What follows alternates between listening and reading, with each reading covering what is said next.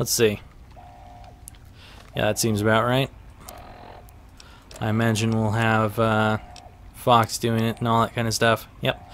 Okay, well, we're all back to where we were. It doesn't look like the ending changes all that much, depending on if you're good, bad, or evil.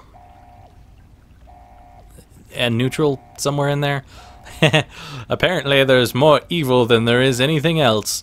No, but yeah, with neutrality, it just seems like they're... Oh, shut your face.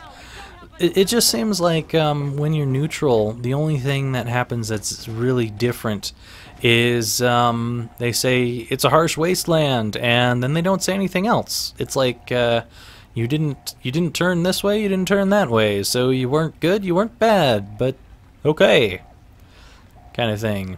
Anyway, it was interesting to find out what each of those things do. But next time that I see you, we'll be looking at the DLC of this game. I suppose I should rate this game more or less.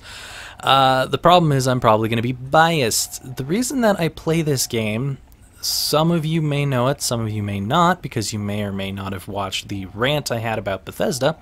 I like this game because of nostalgia. I don't like this game because of all the glitching. I don't like this game because of... oh, things actually blow up. That's kind of cool. I don't like this game because of various things. And so it was that the lone wanderer ventured forth from Vault 101, intent on discovering the fate of a father who had once sacrificed the future of humanity for that of his only child.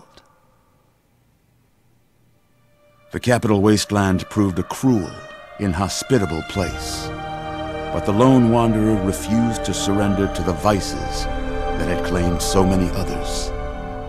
The values passed on from father to child, selflessness, compassion, honor, guided this noble soul through countless trials and triumphs.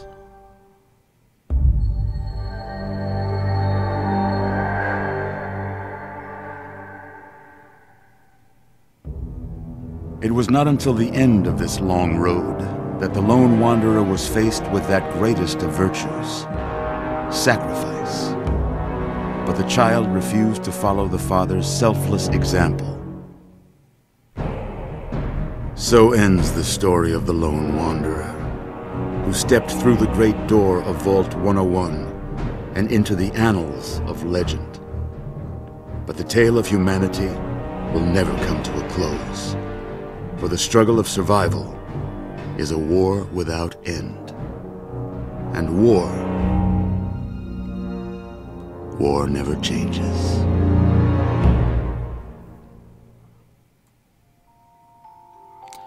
Well, I certainly didn't expect that there was going to be another ending coming there.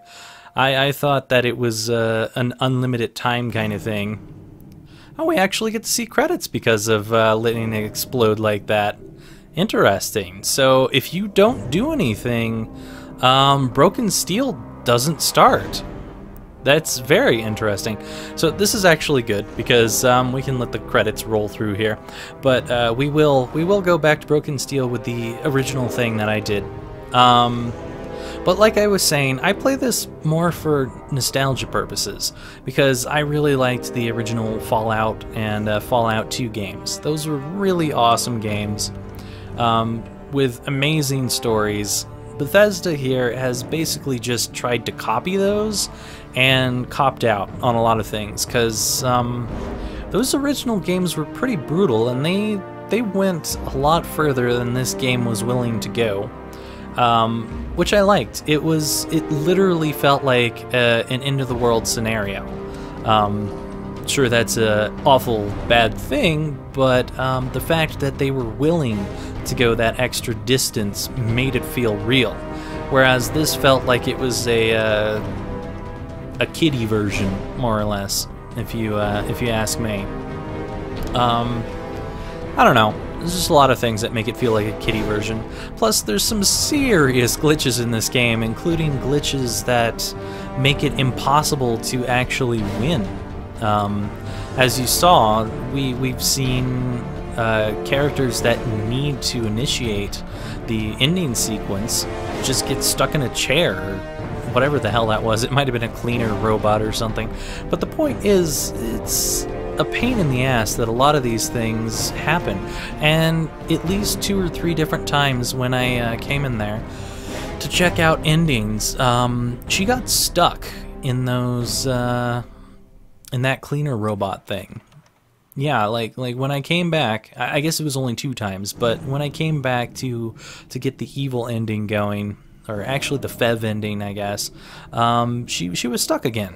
So it's twice in a row, and it's obviously something that's pretty common, and you'd think that they would have tested it and been like, okay, we need to move this clean bot, or whatever the hell that thing is, because it's possible for this NPC to get stuck in it, and if the NPC does get stuck in it, well, the person who's playing this game is not going to be able to complete the game. And that's ridiculous that they would do that. Now, that's not to say I don't mind other games that are like that, because I really love Vampire the Masquerade Bloodlines, which has a serious game-breaking bug in it. And you can fix that only with unofficial patches, because the company that originally created it went out of business, and the company that had published it didn't want to deal with any sort of patching. They tried to make a patch at some point, the original company, and they made a patch, but it doesn't fix it. But I still love that game to death. It's amazing. Why do I love that game to death? I think it's more because it feels like an original game, whereas this feels like it was just on the coattails of 2 other amazing games. It feels like it's trying to steal thunder from something that it's not willing to actually go ahead and continue the story of. Maybe I'm just jaded because I don't like the whole Elder Scrolls series. I don't know. I have no idea. I've played those games to death, and I've just never enjoyed the Elder Scrolls series. And I know a lot of you are going to be like, but the Elder Scrolls series is so amazing! And to that I say, well, that's your opinion.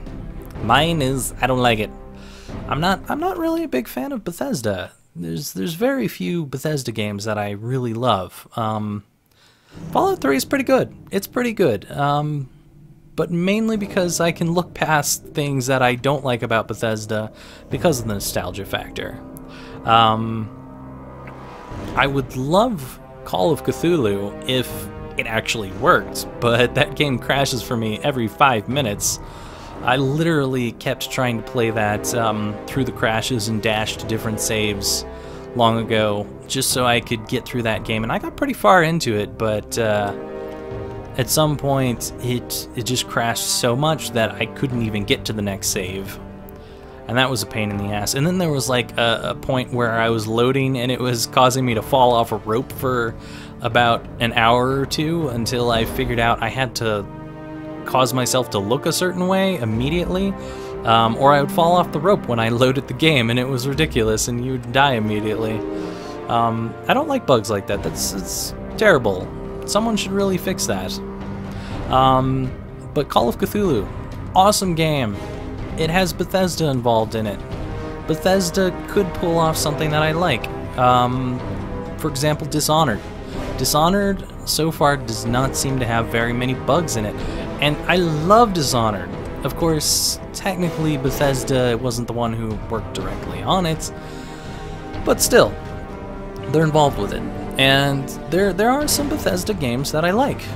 So I don't totally hate Bethesda, but there's a lot of things about Bethesda that kind of puts me off. So I guess I'm kind of biased.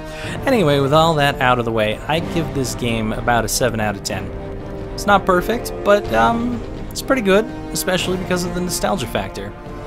I'm gonna let you all continue watching these credits and check out the awesomeness that is Stephen Russell in the credits. Yes!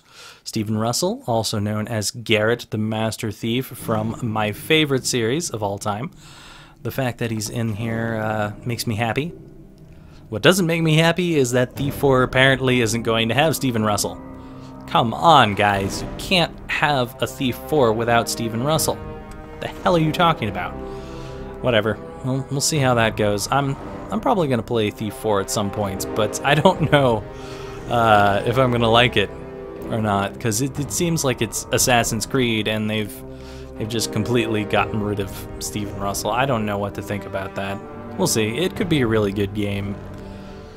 Yeah, I don't know what's gonna happen with that. Anyway, soon there shall be videos of DLC, completely different playlists. And bye for now. I'll see you all when we return to Broken Steel and other DLCs. I don't remember all of them. Mothership Zeta, Operation Anchorage, some other stuff. The Pit. I don't remember all of them, but we're gonna do all of them. There have been a lot of people who have asked me if I'm going to do Fallout New Vegas. Honestly, I've never played it. I have never played it.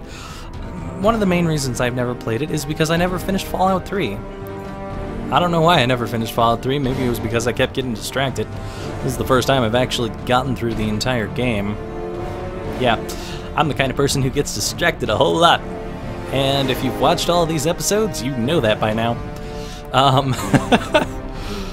Maybe New Vegas, but I am not promising anything right now. I have to check it out for myself, see if I like the feel of it, and if I enjoy the game, maybe in the future. Maybe it'll be something that we see. But for now, DLC and other Let's Plays. And as I said earlier, I'll see y'all later. Next Let's Play, the DLCs, and whatever else comes our way. Bye for now, everyone.